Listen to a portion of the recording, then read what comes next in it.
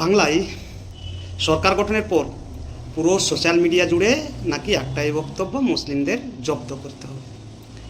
কিন্তু ওই আবাল মার্কা কন্টেন্ট ক্রিয়েটররা জানেই না পশ্চিমবাংলার এখন কোন মুদ্রাটা সবচেয়ে বেশি জরুরি, গোহত্যা নাকি সাধারণ চাষির আত্মহত্যা, হিন্দু মুসলিম না উভয়ের ছাত্রছাত্রীদের ভবিষ্যৎ, অন্নপূর্ণার জন্য ডিবিটি লিঙ্ক খোঁজাখুঁজি না লিঙ্ক কেটে দেওয়া মরণ ফাঁদ এসআইআরের ডকুমেন্টের খোঁজাখুঁজি।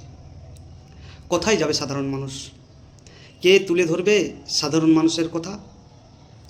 ন্যাশনাল মিডিয়া না সোশ্যাল মিডিয়া, অপোজিশন পার্টি না রুলিং পার্টি? আজ ৭৮ বছরের স্বাধীনতায় সাধারণ ও খেটে খাওয়া পরিযায়ী শ্রমিক সম্প্রদায়ের মানুষের অবস্থান আজ কোথায়? কেউ খবর নিয়েছেন?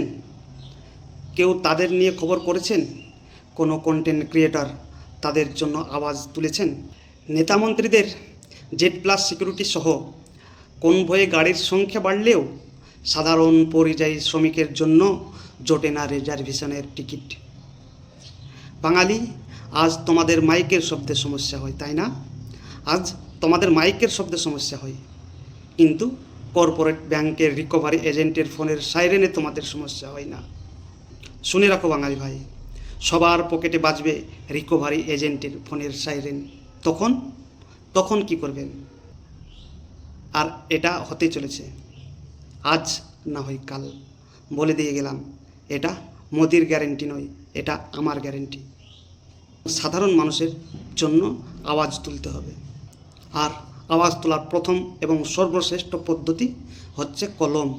আপনাদেরকে কলম তুলতে হবে, আর বিলম্ব নয়, কলম তুলে নিন, সময় হয়ে এসেছে।